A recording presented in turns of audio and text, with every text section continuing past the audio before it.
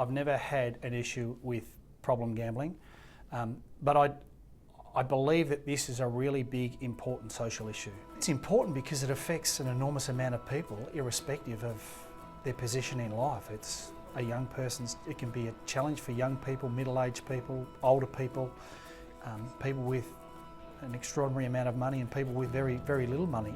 I've seen the impact that this has had firsthand.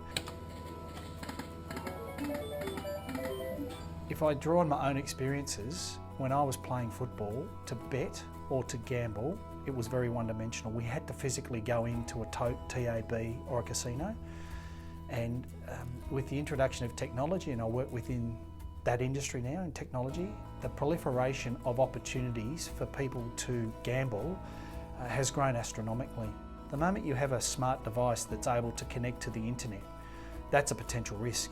And if individuals don't have certain safeguards, they could find themselves in a situation that quickly overtakes every aspect of their life. Without going into details, it was very close to home, and it had a dramatic impact.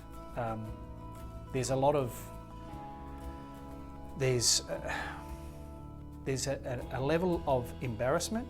I think that there's a level of shame. There's a reluctance to acknowledge that there's an issue in the beginning, and that's revolved around the person that may be struggling with some problem gambling. If I look at my own experiences, not with gambling but with mental illness, I understand the shame, the embarrassment, the stigma, and they're three things that are aligned and attached to issues around gambling too.